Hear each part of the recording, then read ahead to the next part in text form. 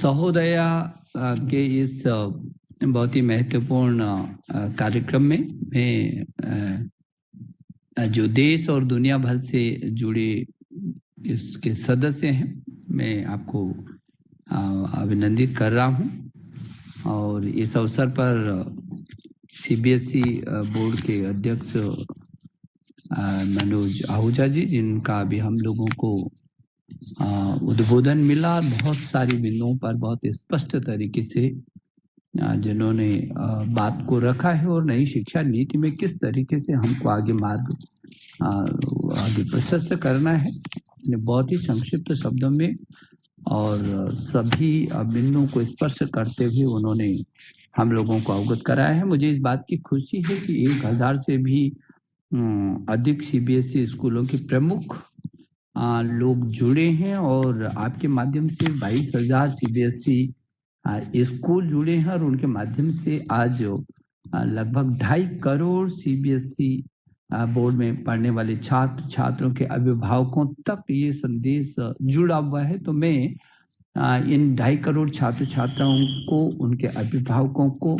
और देश और दुनिया में फैले तमाम सीबीएसई बोर्ड के सभी प्राचार्यों को, प्रबंधन समिति के लोगों को और सहोदय केंद्रों के जो संयोजक हैं, अध्यक्ष हैं, सदस्यगण हैं, उन सभी को मैं इस अवसर पर बहुत शुभकामना देना चाहता हूं।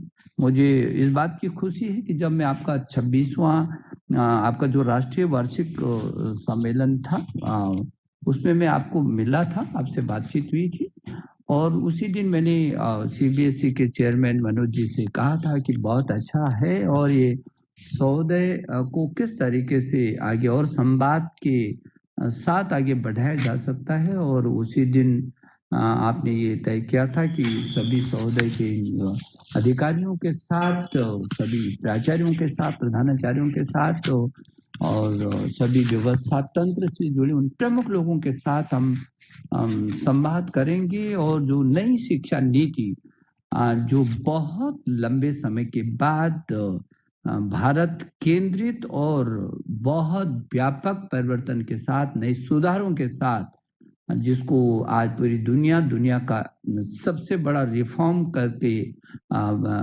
संबोधित कर रही है, वो जो नई शिक्षा नीति है, जो नए भारत के उदय के रूप में आज जिसको पूरे देश ने स्वीकार किया है और जो बड़े बहुत व्यापक परामर्श के बाद आया है। मुझे लगता है नवाचार का ये दुनिया का अपने आप में एक अद्भुत उदाहरण है। संभवतः अभी तक पूरी दुनिया में शायद ही किसी नीति पर इस सीमा तक का विचार विमर्श हुआ हो कि जहां गांव से लेकर के और संसद तक, जहां ग्राम प्रधान जी से लेकर के प्रधानमंत्री जी तक, जहां राजनीति से लेकर के समाज सेवियों तक, समाज शास्त्रियों तक, जहां अध्यापक शिक्षक से लेकर के शिक्षाविदों तक, वैज्ञानिकों से लेकर विशेषज्ञों तक और जनप्रतिनिधियों से लेकर के छात्रों तक और छात्रों के अभिभावकों तक, शिक्षकों को यदि स्कूली से लेकर उच्च तक देखेंगे तो 1000 से भी अधिक जहां विश्वविद्यालय हों, 45,000 से अधिक डिग्री कॉलेज हों, 1 करोड़ 10 लाख से भी अधिक जहां अध्यापक हों और 15-16 लाख स्कूल हों और अमेरिका की कुल आबादी जितनी नहीं होती उससे भी अधिक जिस देश में छात्र छात्राएं हों, उस देश का वैभव समझा जा सकता है। और वो देश पूरे विश्व में वो सबसे बड़ा लोकतांत्रिक देश होता है और वही देश होता है जिसने तक्षशिला, नालंदा और विक्रमशिला जैसे विश्वविद्यालय होते हैं। जब पूरी दुनिया में एतद् देश प्रसूतस्य सकाशादग्ध जन्मनः स्वं स्वं चरित्रम शिक्षरन् पृथिव्यां सर्वमानव, पूरी दुनिया के लोग ज्ञान, विज्ञान, अनुसंधान, नवाचार, जीवन मूल्य, आचार विचार और सौहार्द को सीखने के लिए भारत की धरती पर आते थे।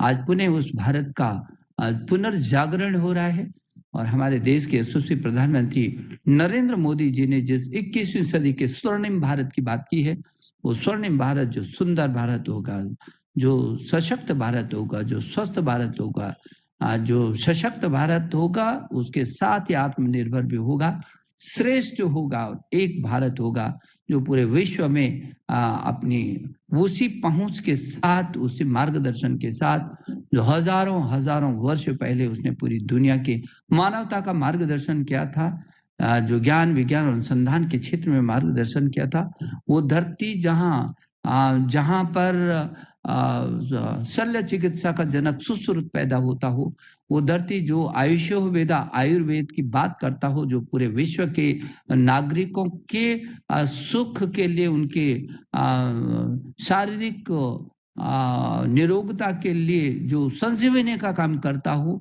वही देश जो गणित, बीज गणित और ज्यामिति के लिए पूरी दुनिया को सूत्र देता हो, आर्यभट्ट का जहाँ जन्म होता हो, जो भास्कराचार्य का जहाँ जन्म होता है, जहाँ अणु और परमाणु का विश्लेषण उस सदी में हजारों हजारों वर्ष पहले ऋषि कणाद जैसे व्यक्ति पैदा हुए, जहाँ रसायन शास्त्री नागार्जुन जैसे पैदा हुए, जिस देश पर अभी तक सबसे बड़ा भाषाविद, भाषा वैज्ञानिक पाणिनि पैदा हुए हों, और जिस देश में योग के लिए जिसने आज पूरी दुनिया जिस योग के पीछे खड़ी हो गई, जहाँ पतंजलि का जन्म हुआ। मैं यदि बौधायन सहित तमाम मेहर, 12 मेहर सहित यदि मैं उन लोगों की चर्चा करूं तो शायद दिन गुजर जाएगा। वो वैज्ञानिक, वो शिक्षाविद, वो हर क्षेत्र में जिन्होंने पूरी दुनिया का मार्गदर्शन किया है, वो इसी देश की धरती पर पैदा हुए हैं। इसलिए ये जो नई शिक्षा नीति है वो भारत केंद्रित हमने इसको कहा है, क्योंकि भारत का वो वैभव है, यदि वो अपने उस वैभव को लेकर के नवाचार और अनुसंधान के साथ आगे बढ़ता है तो पूरी दुनिया का वो मार्गदर्शन कर सकता है। और मुझे इस बात को लेकर के संतोष भी महसूस होता है कि हमारी एनईपी को लेकर के पूरी दुनिया में उत्सुकता है, पूरी दुनिया में उसको लेकर के एक खास प्रकार की चर्चा शुरू हुई है। तमाम देशों के लोग जब हमसे जुड़ रहे हैं और इस देश की शिक्षा नीति के बारे में कैम्ब्रिज जैसे दुनिया का श्रेष्ठतम विश्वविद्यालयों में से एक, तमाम उन विश्वविद्यालयों ने इस बात को स्वीकार किया कि हाँ, दुनिया में ये सबसे बड़े रिफॉर्म के रूप में ये आया है। मुझे लगता है कि ऐसे अवसर पर जब पूरी दुनिया उत्सुकता से भरी है और जिज्ञासा से युक्त है, ऐसे वक्त पर जब भारत अंगड़ाई ले रहा है नए बदलाव का, पूरे विश्व के शिखर पर जाने का, तो उस भारत की वो जो शिक्षा नीति है, नीति जो बनी है, जिसको सबने स्वीकार कर दिया, उस नीति को अभी कुछ दिन पहले ब्रिटेन के विदेश मंत्री जी से अचानक जो मेरी मुलाकात हुई, हम लोगों की मीटिंग हुई और बहुत खुश थे। उन्होंने कहा कि ये तो इसकी जरूरत है आज दुनिया को। अभी कुछ दिन पहले विभिन्न देशों के लोगों से, संयुक्त अरब अमीरात से हमारी बात हुई। अभी कुछ दिन पहले मनोज जी के ही साथ हम ओमान के साथ जुड़े थे। अभी कल परसों में फिर सऊदी अरब के विभिन्न देशों के साथ, अन्य देशों के साथ भी हम लोग जुड़ रहे हैं। तो मैं ये समझता हूं कि पूरी दुनिया में कुरसाओ के प्रधानमंत्री जी ने एक वेबिनार में ही घोषणा की कि हम चाहते हैं कि ये नई शिक्षा नीति को हम अपने देश में भी लागू करें। पूरी दुनिया में इसको लेकर के बहुत उत्सुकता है। अब आवश्यकता यह है कि जहां एक वो नीति बनती है, नीति खूबसूरत होती है, लेकिन उस नीति को क्रियान्वित करने वाले जो ये 20 की कड़ी, ये असली योद्धा के रूप में यही होते हैं। तो मैं आपसे विनम्र अनुरोध करने के लिए आपके बीच आया हूं कि आप वो लोग हैं। देखिए, सीबीएसई में देश में ही नहीं, पूरी दुनिया में सीबीएसई को लेकर के लोग गर्व महसूस करते हैं। सीबीएसई को मैं समझ सकता हूं कितना दबाव रहता है सीबीएसई स्कूल को खोलने के लिए, उससे जुड़ने के लिए बच्चे में उत्सुकता रहती है, कैसे सीबीएसई के पाठ्यक्रम को अपनाए, और तमाम देश के अंदर प्रतिस्पर्धा रहती है। सीबीएसई बोर्ड का स्कूल चाहिए, क्योंकि जहां भी बड़े इंटरव्यूज में जाते हैं, जहां भी, वहां कहीं भी वो अपने को, जो बच्चा आत्मविश्वास से लबालब भरा रहता है और जो जिसकी प्रखरता पूरे देश देखता है, तो ऐसी सीबीएसई बोर्ड से जुड़े रहने वाले ये सहोदय, मैं अभी देख रहा था, जब मैं देख रहा था कि सहोदय सबका, आपका जो नाम ही है वो सहोदय, सामूहिक उत्थान चाहते हैं। सहोदय, उदय, सबका उत्थान। अब ये जो सबका उत्थान है, अब भारत की असली जो शिक्षा है जिसको अभी हम ला रहे हैं, आपने तो शुरू कर दिया उसको सहोदय से। ये भारत सभी के उत्थान की हमेशा परिकल्पना करता है, पूरी दुनिया को ये अपना परिवार मानता है। सेना भवतु सैनो भुनक्तु सह वीर्यम करवावे तेजस्विनावदितमस्तु महाविद्विषामहे। हम तो साथ साथ मिलकर के चलेंगे, साथ साथ पराक्रम करेंगे, पुरुषार्थ करेंगे, शोध करेंगे, अनुसंधान करेंगे, साथ मिलकर के खाएंगे, बांट करके काम करेंगे, और एक दूसरा कहीं जहां कमजोर होता है उसको पकड़ करके साथ आके बढ़ने की मनसा ललक हमारे साथ है।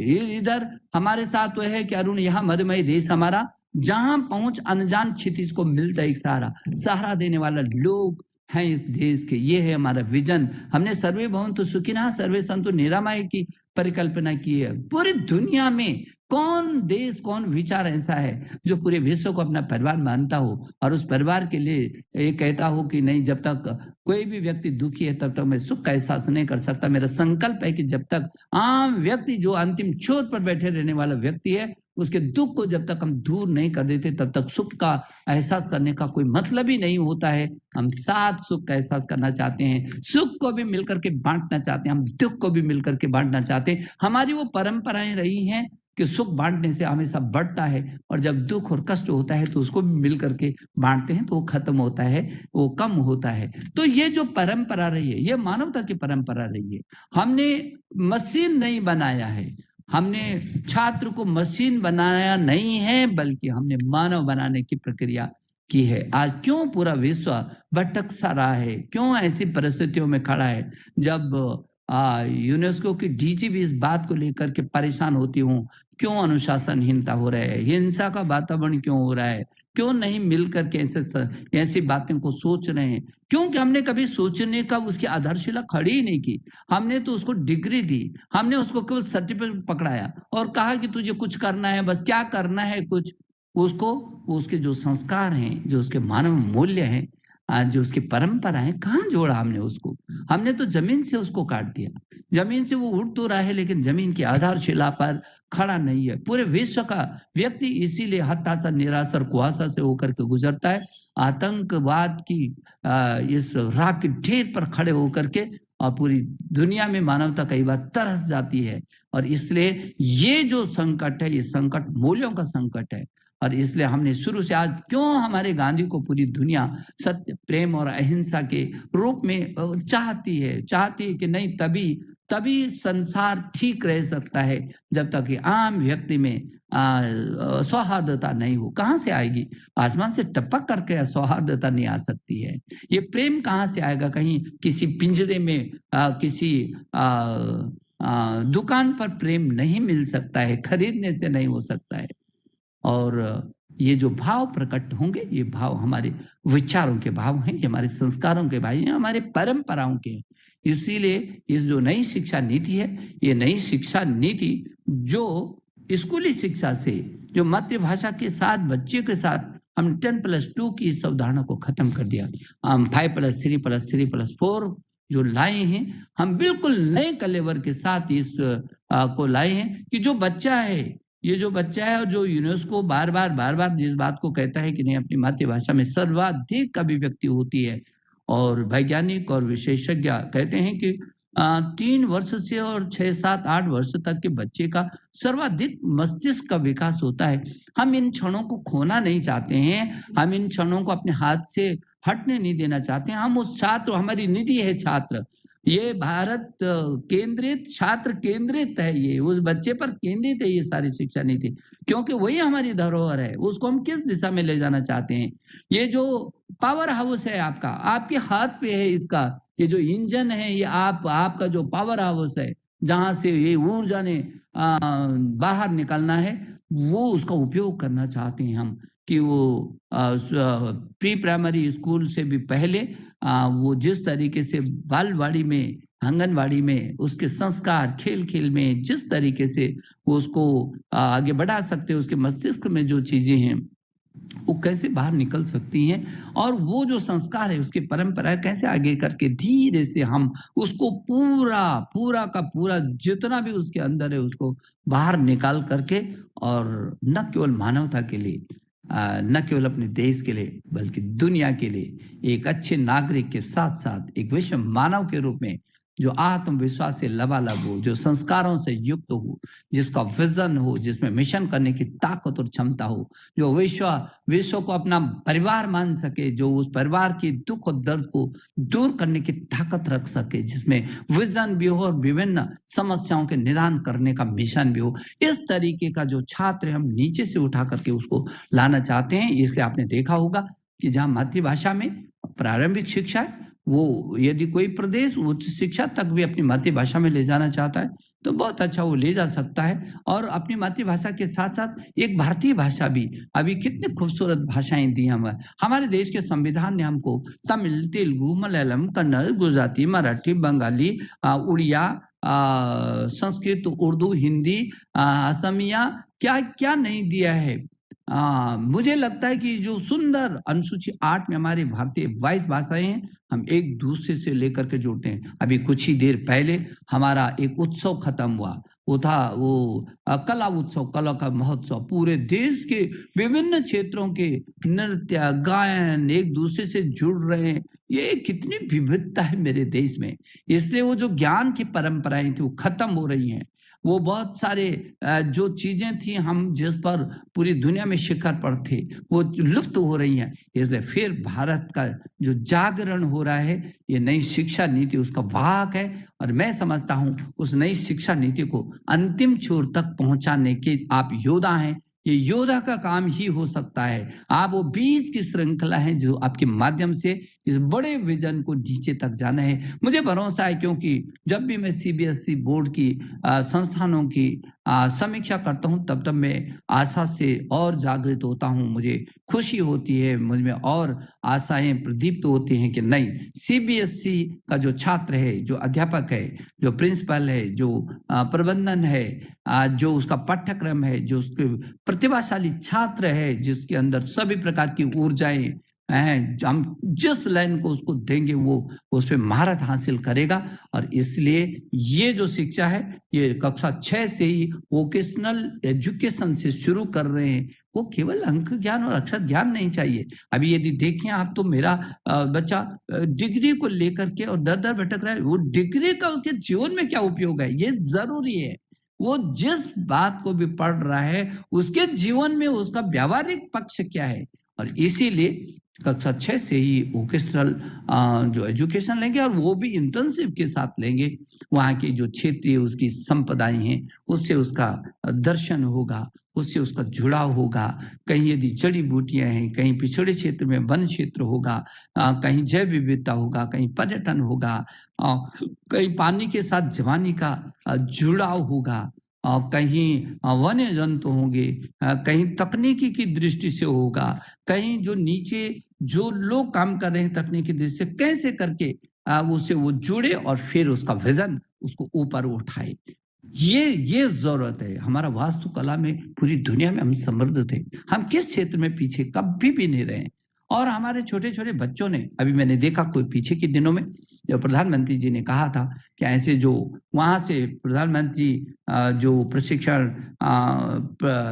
शिक्षण अधिगम हुआ कि जो देश के चुनिंदे 60 छात्रों को जो विज्ञान, गणित और कला में, ये 3 क्षेत्रों के बालक और बालिकाएं जो स्कूली शिक्षा के हमने छाटे थे 60, और जो इसरो से हमने शुरू किया था और 14 दिन की अपनी यात्रा में उपराष्ट्रपति जी ने उसका समापन किया था। क्या भव्यता थी, आप सोच नहीं सकते। ये ध्रुव तारा, हमने उन बच्चों को उनका नाम दिया है ध्रुव तारा।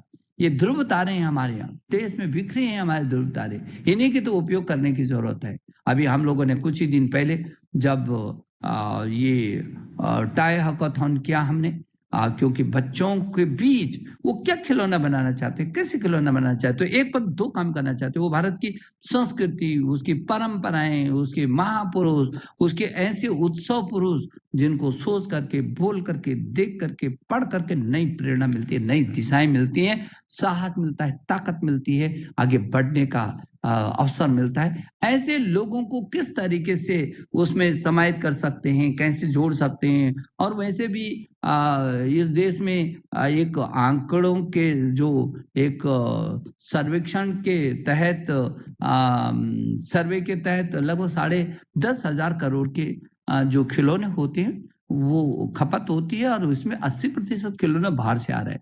तो इतना बड़ा देश जो दुनिया का सबसे बड़ा लोकतांत्रिक देश हो, उस बड़े लोकतांत्रिक देश में कोई चीज़ बाहर से आए तो ये तो हमारे लिए बड़ी चुनौती है। और इसलिए इस चुनौती का मुकाबला करना है, जबकि यदि पूरे विश्व के फलक पर देखेंगे तो 7 लाख करोड़ का व्यवसाय केवल इन खिलौनों का है। क्यों नहीं कर सकते हम? हम तो make in India, digital India, skill India, startup और स्टैंड अप के मार्ग से होकर के जाते हैं। हमको सूत्र दिए हमारे देश के प्रधानमंत्री ने।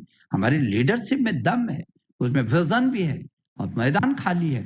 मेरे ये जो बच्चा क्या नहीं कर सकता है, और इसलिए हमने वो टाई हैकाथॉन भी किया है। हमने बच्चों के बीच ये ड्रग हैकाथॉन किया है। अभी हर चीज को आगे बढ़ा। अभी पूरे देश के अंदर एक भारत श्रेष्ठ भारत के तहत ये कला का उत्सव मनाया है। अद्भुत प्रतिभाएं हैं हमारे बीच। और इसलिए ये जो वोकेशनल एजुकेशन है उससी के साथ साथ जहाँ अक्षरी और अंक ज्ञान करेंगे, वहीं उसको अन्य सांस्कृतिक से लेकर के और खेल से लेकर विभिन्न अतिरिक्त गतिविधियां। तो 3 चीज हो गई। एक तो उसका पाठ्यक्रम, वो पाठ्यक्रम जो संख्या ज्ञान और अक्षर ज्ञान को आगे बढ़ाता है। नंबर 2 वो पाठ्यक्रम जो उसको अन्य गतिविधियों में सांस्कृतिक से लेकर खेल से लेकर के उसके जीवन को बहुआयामी बनाता है। और तीसरा उसके हस्तकला, उसका जो वोकेशनल जो ट्रेनिंग है वो कैसे करके शुरू से ही उसके अंदर जिस लाइन पर वो जाना चाहता है उसको हम विकसित करके बाहर निकाल सकते हैं। और मूल्यांकन भी देखिए तो अद्भुत है। 360 डिग्री का होलिस्टिक मूल्यांकन है, जिसमें अध्यापक मूल्यांकन करेगा, अभिभावक भी उसका मूल्यांकन करेगा, छात्र स्वयं का भी मूल्यांकन करेगा, लेकिन उसका बगल में बैठे रहने वाला साथी भी उसका मूल्यांकन करेगा। अब आप समझ सकते हैं, एक बच्चा छात्र जब स्वयं ही अपना मूल्यांकन, हम जो बड़े लोग भी हैं जब अपने अकलुषित तरीके से जब हम अपना मूल्यांकन करते हैं, कौन व्यक्ति है अपने से ज्यादा कौन व्यक्ति समझ सकता है कि कहाँ कमजोर है और कहाँ कमजोर नहीं है। यदि उसने अपना मूल्यांकन करना शुरू कर दिया तो मुझे लगता है धीरे धीरे अपनी कमियों को खत्म करता चला जाएगा।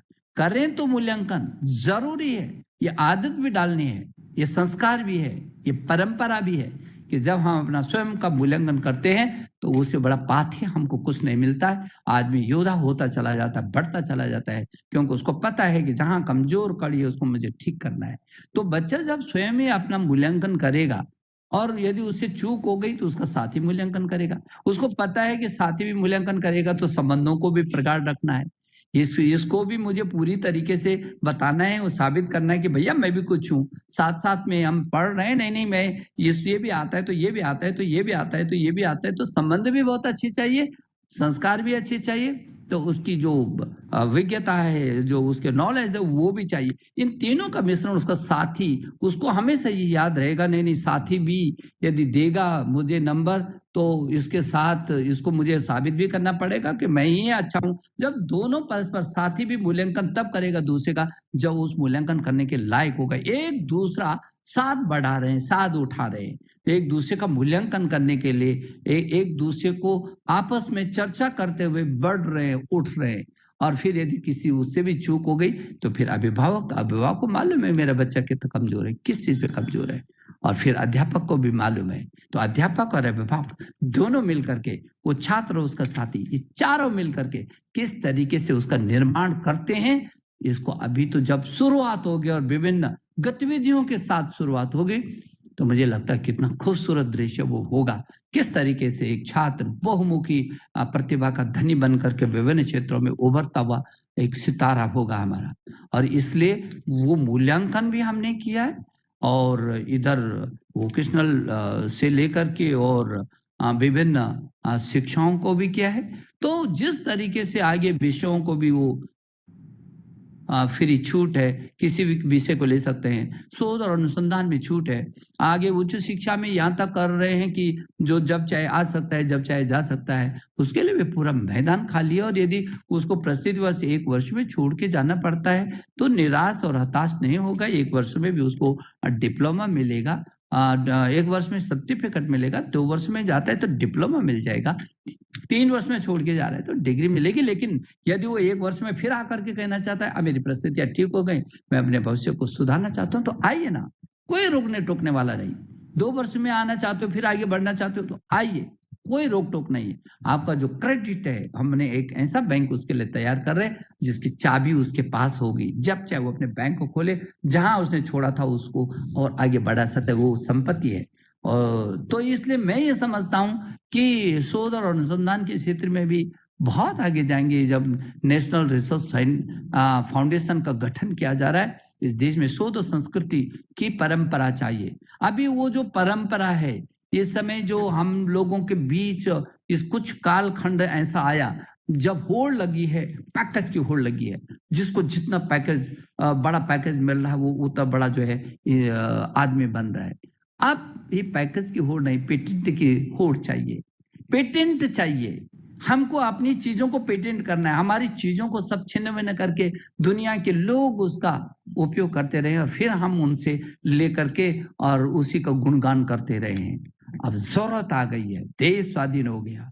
70 अभी हमने 2 दिन पहले हमने देश के 72वें गणतंत्र दिवस मनाया है और 70-72 वर्षों में कोई भी राष्ट्र अपनी खोई हुई ताकत को खड़ा कर सकता है, इसकी जरूरत है। और वो खोई हुई ताकत, क्योंकि हमारे पास ताकत थी, हमारे देश को विश्व गुरु कहते थे पूरी दुनिया में, हमारे देश को सोने की चिड़िया कहते थे। ज्ञान विज्ञान अनुसंधान और नवाचार का तो ये सबसे बड़ा केंद्र था और इसलिए अध्यात्म से लेकर के विज्ञान से लेकर क्या कमी थी, हमारी गीता भी आज पूरी दुनिया में जाती है।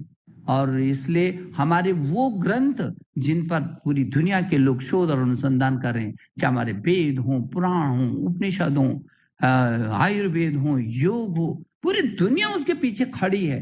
उनको लगता है कि इसके अंदर कुछ है।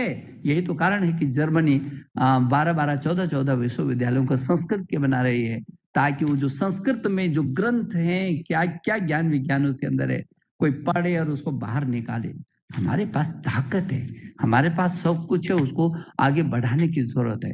तो मुझे भरोसा है कि जिस तरीके से हमारे छात्रों, मुझे अपने छात्रों पर भरोसा और आप पर बहुत भरोसा है, क्योंकि कोविड काल में जब पूरी दुनिया संकट से गुजर रही थी, मेरा देश भी उससे अछूता नहीं था। ऐसे वक्त पे ऑनलाइन एजुकेशन हम लाए 33 करोड़ छात्रों के लिए। अब सोच नहीं सकता कोई, जब दुनिया के देशों ने एक वर्ष अपने को पीछे कर दिया था, परीक्षा लेने की तो हिम्मत नहीं थी, तब ये दुनिया का सबसे बड़ा लोकतांत्रिक देश, जिसमें 135 करोड़ से भी ज्यादा की जनसंख्या होती है, 33 करोड़ से अधिक छात्र छात्राएं होती हैं, उन्हें ताकत के साथ खड़े होकर के समय पर परीक्षाएं करवाई, पूरी ताकत के साथ।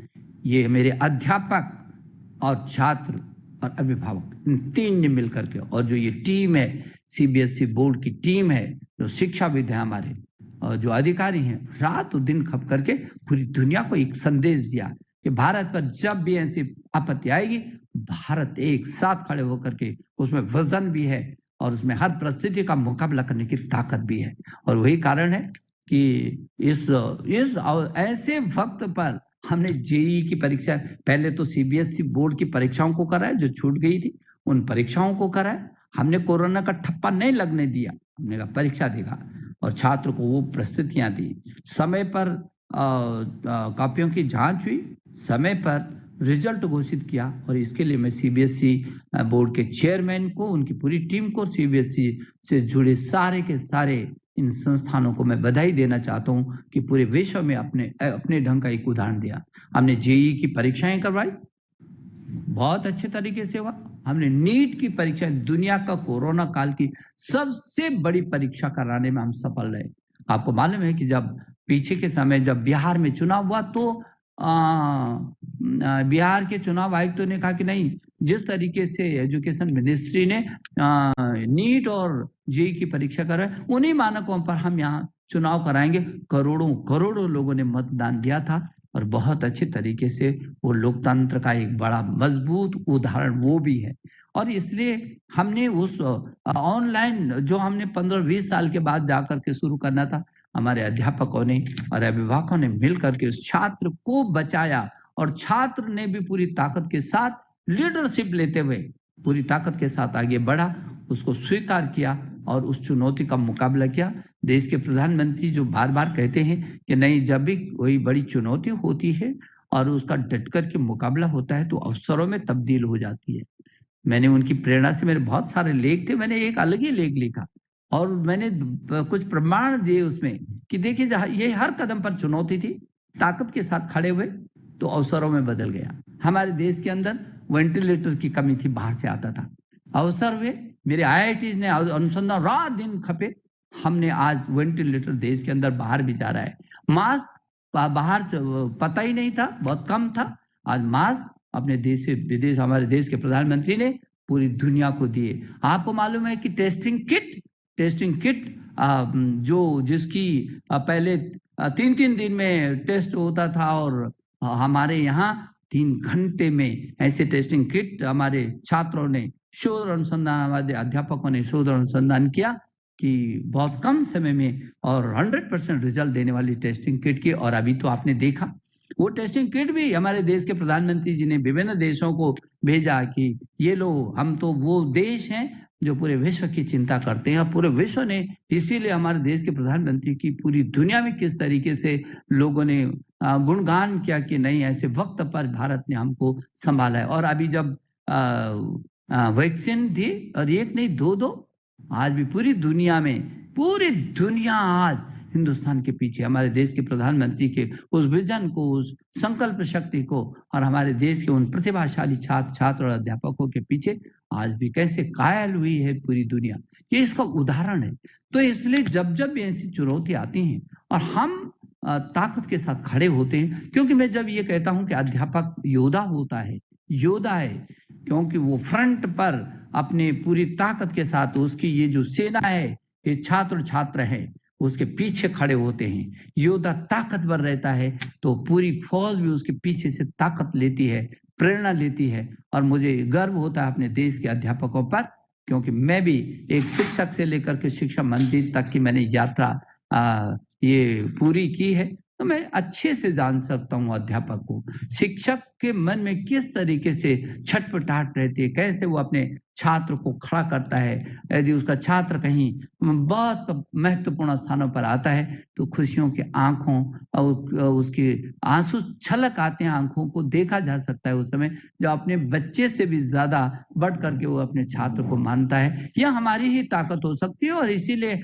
आपने देखा कि यदि चंद्रगुप्त को चाणक्य जैसे चंद्रगुप्त जैसे पैदा करते, हमारे देश की परंपरा रही है, हमारे देश की परंपरा रही है। तो इसीलिए हमने अध्यापक को हमेशा कहा कि गुरुर् ब्रह्मा गुरुर् विष्णु गुरुदेवो महेश्वरा गुरु साक्षात परम ब्रह्म तस्मै श्री गुरुवे नमः।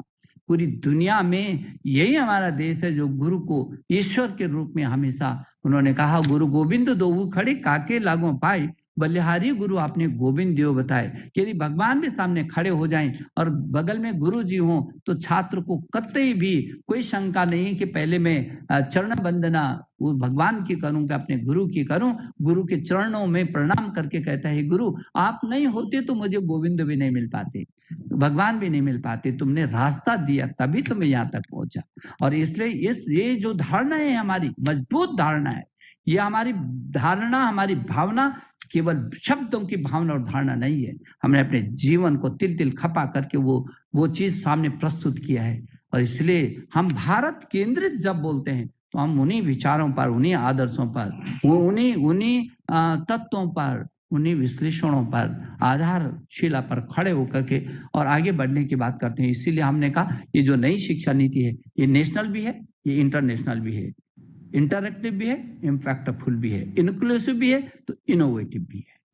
ये इसमें सब कुछ समाया हुआ है, अंतिम छोर तक के बच्चे को भी रह गए। और उसमें भी जो इसकी आधारशिला बनाए, उसमें इक्विटी है, क्वालिटी है और एक्सेस, और इसमें जवाबदेही भी है और बहनीयता भी है।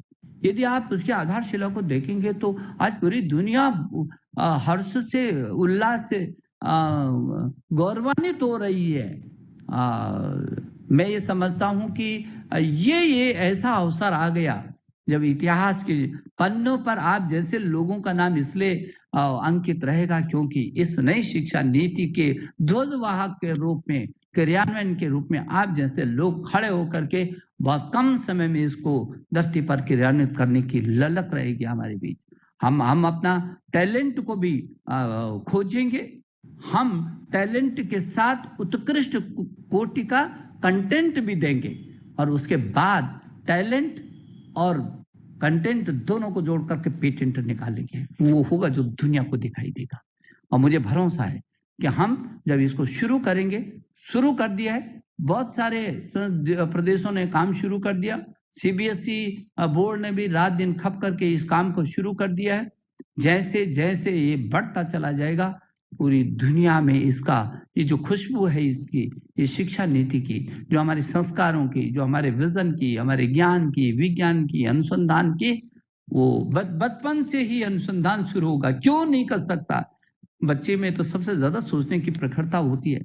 अभी जब केबी के स्कूल का अभी राष्ट्रपति भवन में हमारे केंद्रीय विद्यालय है, तो केंद्रीय विद्यालय जो सीबीएसई बोर्ड का है, उसमें एक लैंग्वेज लैब का उद्घाटन करने के लिए हम और महामहिम राष्ट्रपति जी की श्रीमती, जो देश की पहली महिला है, वो जब गए तो वो बहुत आश्चर्यचकित हो गई। वो बच्चे जो 10वीं का छात्र छात्राएं हैं, वो उन्होंने ऐसे ऐसे ऐप बनाए हुए हैं जो कहते थे कि बस ये हमको कुछ दिन और दीजिए, पूरे राष्ट्रपति भवन की सुरक्षा भी हम यही से तय कर लेंगे, हम हर चीज को ये कर देंगे, हम ये कर देंगे, हम ये कर देंगे, हम ये कर रहे हैं, हम ये कर रहे हैं। उन बच्चों का आत्मविश्वास देख करके ऐसा लगता है कि क्या नहीं हो सकता मेरे देश के अंदर अब। और इसलिए मुझे लगता है कि अब वो अवसर आ गया जो अपने को भी पहचानने की जरूरत है, अपनी भूमिका को भी तय करने की जरूरत है, और अपने टारगेट को भी 24 घंटा अपने में संजोने की जरूरत है। मुझे भरोसा है कि जिस तरीके से आप लोग जुटे हुए हैं, बहुत अच्छा है। और मैं देख रहा था कि आपके सहोदय के जो आपके जो ध्येय हैं, जो काम है, जो गतिविधियां हैं, विभिन्न विषयों पर शिक्षकों, छात्रों, प्रधानाचार्यों के लिए अभिविन्यास कार्यक्रम आप गोष्ठी कर रहे हैं, कार्यशालाएं कर रहे हैं, मुझे बहुत खुशी है। गृह परीक्षाओं में खेल और सांस्कृतिक गतिविधियां आप करवाते हैं, इंटर स्कूल प्रतियोगिता हमको करा रहे हैं, प्रदर्शनियों को लगवाते हैं। ऐसे संयुक्त कार्यक्रम जो आपका था कि एक दूसरे को कैसे मदद की जा सकती है, एक दूसरे का ज्ञान पारस्परिक किस तरीके से लिया जा सकता है, एक ऐसा जो क्षेत्र है जो कहीं यदि अध्यापक गणित का बहुत अच्छा है, बहुत प्रतिभाशाली है, तो कोई बिना संकोच किए वो गणित की ऑनलाइन सभी को दे, कोई विज्ञान का बहुत अच्छा है, जो है कला का अच्छा है, तो एक दूसरे की मदद कैसे ले सकते हैं हम, वो आप कर रहे हैं। और इसको और तेजी से करने की जरूरत है। नई शिक्षा नीति में इसको ताकत और बल दिया गया है। बोर्ड समय समय पर जो जारी करता है निर्देश और परिपत्र, उसको भी आप लागू करने के लिए कोशिश करते हैं। और तमाम सांस्कृतिक गतिविधियां मैं देखता हूं कि आप लोग करवा रहे हैं। किशोरावस्था शिक्षा कार्यक्रम, सड़क सुरक्षा, उपभोक्ता जागरूकता, शांति और सामुदायिक विकास, ये आपकी गतिविधियों के वो आंगन जिसको दुनिया को जरूरत है, पूरी दुनिया को जरूरत है। और सीबीएसई बोर्ड इसके लिए पूरी दुनिया के लिए एक ऐसा मार्गदर्शक हो सकता है, एक ऐसा प्रेरणा का केंद्र हो सकता है, अभी भी है। अभी भी मैं देखता हूं कि दुनिया के तमाम देशों से बड़ा दबाव आता है, सब हमको ये सीबीएसई बोर्ड का स्कूल दे दीजिए। और आज भी हम 28 देशों में अपने सीबीएसई बोर्ड के स्कूलों को चला रहे हैं, और जिसमें न केवल हिंदुस्तान के लोग बल्कि वहां के श्रेष्ठतम जो लोग हो, चाहे वो ब्यूरोक्रेट हो, चाहे राजनीतिक क्षेत्र का हो, चाहे वैज्ञानिक हो, चाहे तकनीशियन हो, उनके भी बच्चे हमारे सीबीएसई बोर्ड के स्कूलों में पढ़ रहे हैं पूरी दुनिया में। ये हमारे सीबीएसई बोर्ड की खुशबू। और इसलिए, और वो यदि उसको आप बना करके रखा है तो उसमें बहुत बड़ा योगदान आपका है, क्योंकि आप रात और दिन खपते हैं। मैंने कहा ना, नीतियां तो अच्छी बनती हैं, लेकिन नीतियों को क्रियान्वित करने का जिनमें मादा होता है तभी वो उसकी खुशबू फैल पाती है। नहीं तो बातों में कुछ नहीं बन रखा है, बड़ी बड़ी बातें होती हैं, लेकिन बातों का क्रियान्वयन बहुत महत्वपूर्ण होता है। और नीति बहुत सुंदर बनी है, आपके अनुरूप बनी, आपसे पूछ के बनाई है हमने पूरी दुनिया, कोई ये नहीं कह सकता आज देश के अंदर कि साहब ये नीति क्या बनाई, हमने तो सबको मिलकर के नीति बनाई है, इसीलिए तो इसमें इतनी खूबसूरती है। उसके बाद भी पब्लिक डोमेन में डाल करके 2.25 लाख सुझाव आए थे हमारे, और 2.25 लाख सुझावों को भी एक एक सुझाव पर व्यापक विश्लेषण हमने किया, और तब जाकर के शिक्षा नीति आई। और इसलिए पूरा देश ने, शायद देश की आजादी के बाद इतना उत्सव किसी नीति के बारे में हुआ होगा मुझे लगता है ये पूरे शिक्षकों ने, अभिभावकों ने, छात्र कितना खुश है। मेरे से कहते हैं जो बड़े लोग हैं, निशंक जी ये पहले क्यों नहीं लाए आप या इन चीजों को, 10 साल पहले कभी आ जाती ये चीजें तो हमको भी मजा आता। आप भी सोचते होंगे जो लोग बैठे हुए हैं, लेकिन अच्छा है अब हम अपने भावी पीढ़ियों को वो अवसर दे रहे हैं और मेरा भरोसा है कि हम विधिवत तरीके से कैसे करके इसको आगे बढ़ा सकते हैं। मुझको खुशी है कि आज आप सभी लोग बैठे हैं। हम मनोदर्पण लाए जब हमको ये लगा, जब अध्यापकों के, अभिभावकों के बहुत सारे सुझाव आए, मानसिक रूप से जो है अवसाद में जा रहा है छात्र, अभिभावक, अध्यापक तक भी, तो हम लोग मनोदर्पण लाए। दुनिया का पहला उदाहरण है ये। पूरी दुनिया में कोरोना काल में अपने बच्चों को मानसिक अवसाद में न जाने दें, अपने अभिभावक को, अपने अध्यापक को। हम लगातार पीछे दौड़ते रहे हैं आपके। कोई दिन ऐसा नहीं रहा जिस दिन हम किसी न किसी से हम संवाद नहीं करते रहे और उसकी फीडबैक नहीं लेते रहे। मनोदर्पण आज जो है पूरा जिसमें 500 से भी अधिक मनोवैज्ञानिक डॉक्टर्स 24 घंटे आपके साथ जुड़े हुए हैं, आपके छात्रों के साथ जुड़े हैं, आपके अभिभावकों के साथ जुड़े हैं और फ्री, टोल फ्री जो है एक ऐसा नंबर भी है जिस पर जब चाहे तब 24 घंटे में आप जो है बात कर सकते हैं। आप वो पोर्टल है मनो दर्पण का, जिसपे आप सारी गाइडलाइंस हैं, क्या क्या करना है, उसके बाद भी यदि आपको बात करनी है तो आप बात कर सकते हैं। प्रज्ञाता जो है जो जिसको लाए हैं अभी बहुत अच्छे तरीके से निर्देशन क्या है, अभी एनसीईआरटी की एक बैठक थी तो उसमें हम लोग चर्चा कर रहे थे कि ये हर कदम पर हमारी स्कूली शिक्षा के सचिव अनीता करवाल हो, मनोज जो आहूजा हैं चेयरमैन, 24 घंटे बच्चों के लिए